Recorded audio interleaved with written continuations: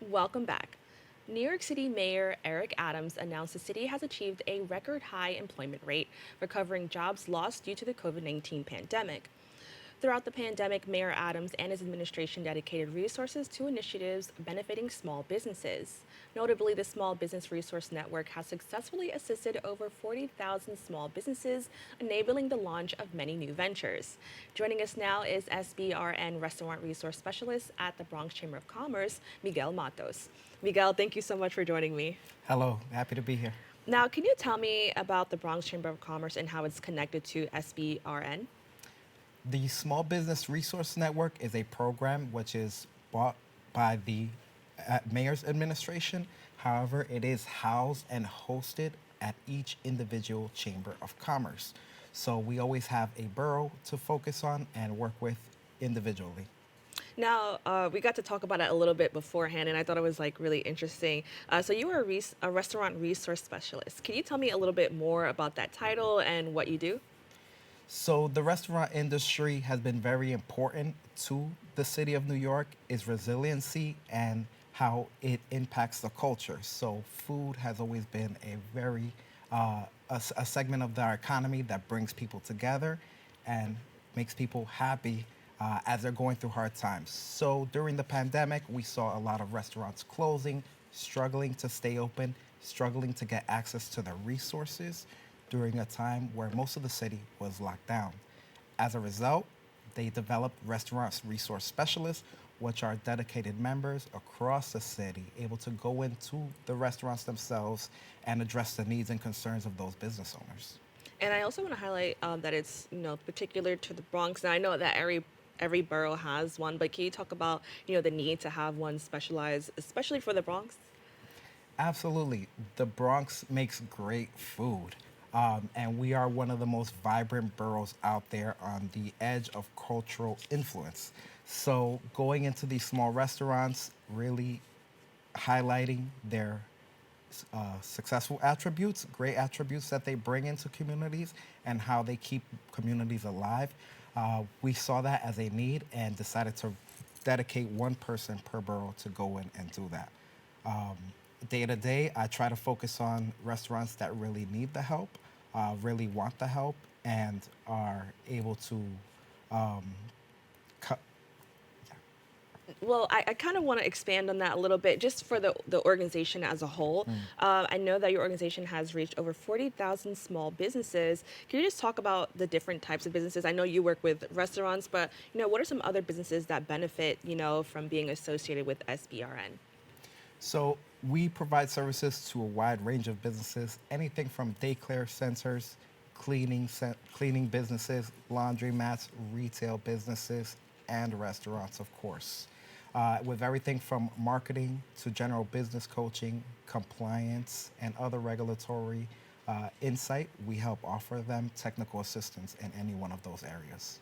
Now, I thought this was really interesting because a lot of people have ideas for, owning a business, and we see so many people have high hopes for these businesses, but unfortunately, they don't always, they're not always successful, or sometimes they're very short-lived. Could you just talk about the importance of, your organization kind of being there to provide, some of these services, and you mentioned some of the things that you guys do. Why was that so important?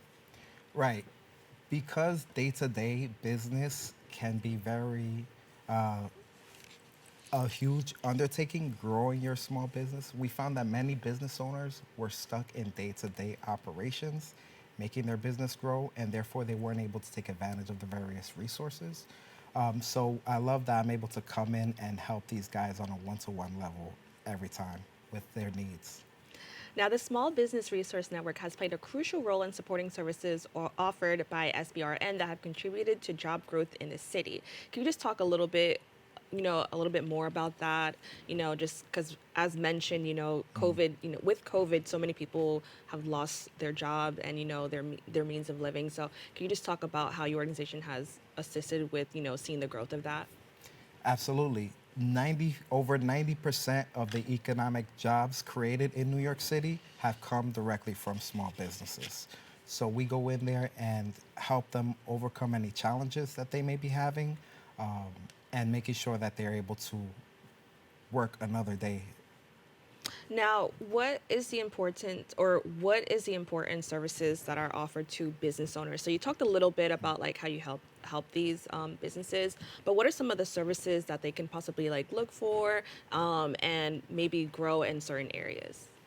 So they can come to us for a wider range of services, ranging from general business coaching to legal help, as well as technology assistance. Maybe they want to start and implement a new platform, such as getting on Grubhub, getting on Uber. A lot of people or business owners, small business owners, have technical challenges, sometimes literacy challenges. There might not be a manual written in every language for them to take advantage of. So we come in there and provide those one-on-one services.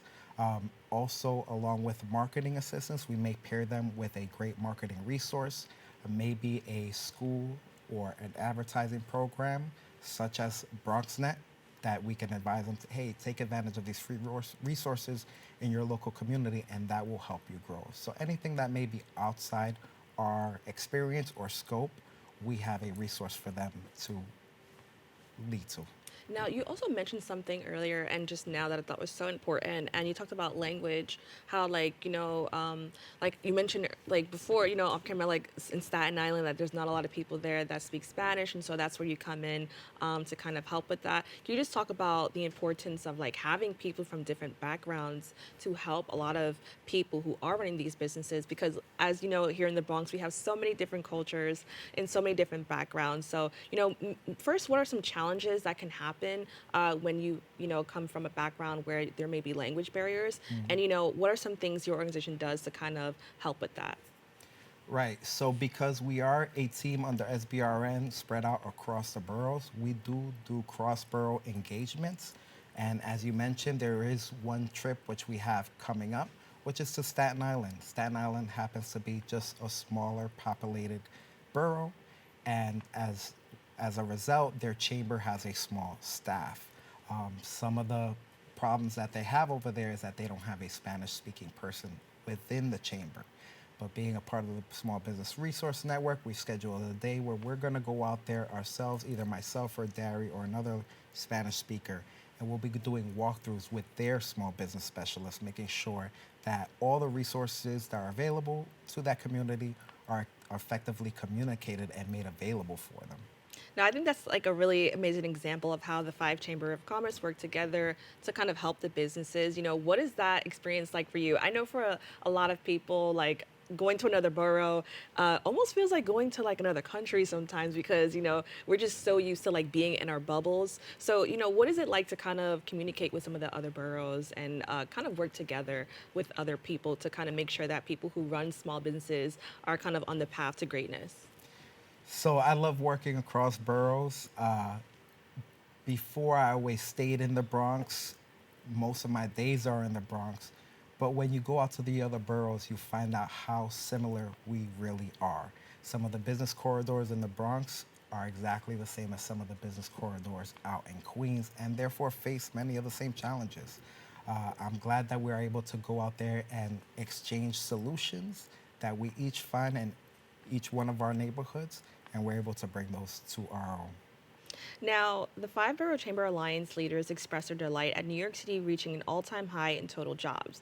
Can you tell us more about the significance of this achievement for the city's economy and its residents? Absolutely. This is such an achievement for the city because it really shows the resilience of the city and how many more years we have of growth ahead of us.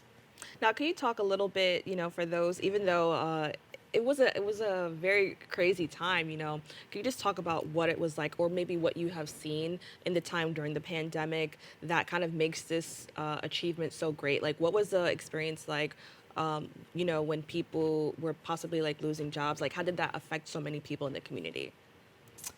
Um, I believe that the closing of businesses during COVID was a really scary time for residents and businesses.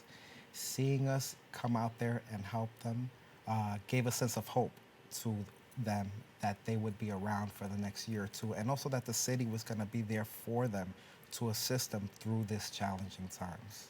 And as for somebody who works specifically with restaurants, I know that a lot of us got to see kind of because we go to restaurants more often, we kind of got to see like how they transformed throughout the pandemic, Mm. from when the doors were closed to when they, did outdoor dining. And, unfortunately, some restaurants just, just closed completely because it was a lot to kind of, the challenges were just too great. What was your experience through that or working with possibly some of those restaurants, or if you didn't work with those restaurants during that time, what is it like working with them now Mm. after, the pandemic? I came on right after the pandemic into the SBRN program, Hmm. but just being a person going out day to day, you really were able to see how the pandemic was affecting businesses. Restaurants at first were completely closed, then they moved on to solely takeout, and then you saw the progression of 20% capacity up to 50% capacity, 80, and now we're at 100. So the restaurant was the perfect environment for you to see how we were coming out of the pandemic and a pathway to recovery. So I always saw things from that approach during the pandemic. Now I love to see restaurants filled and packed because it really shows where we are and how far we've come out of the pandemic. And I agree 100%. I think for a lot of people, like even if you're not somebody who like follows everything, because like in the city, like our city is so vibrant, we like to go out and we like to socialize. We got to see kind of that transformation with restaurants, even if we don't work in the business. So Mhm. I agree 100%. Now, can you just provide some insight to the key challenges faced by small businesses in New York City? So, what are some challenges that small business owners face? And this could be prior to the pandemic or, some challenges that they continue to face even after the pandemic. I think right now, one of the biggest challenges that is being faced across the city by residents and small business is the cost of rent. It's the number one complaint from many small businesses, and it is probably the hardest to deal with because many of these businesses are locked into long term leases. If they are locked into short term leases, then they can see their rent fluctuate greatly every 2 years.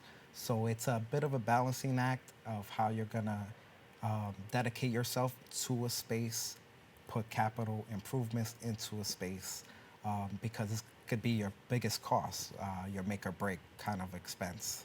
So I would say number one is rent is the number one attribute that's affecting many people in the small business world. And I'm curious, and if you don't know, that's okay. Yeah. But I noticed that maybe in some neighborhoods of the Bronx, we're seeing new like major like big businesses that are coming into some of the smaller neighborhoods that are maybe taking over. Is it hard for smaller businesses to compete with like the large chain that's coming into their neighborhood? Have you noticed any challenges with that? I think that small businesses know what they offer. They know they offer that boutique style experience, that wholesome connection to their residents and their customers and communities. So I always feel that small businesses at the end will always have a competitive edge over larger big box stores because of that personal touch they're able to offer. And now, can you just talk about how your organization addresses those challenges to facilitate growth? So we help facilitate growth and help them come overcome those challenges, such as high rent, by connecting them with resources that can help.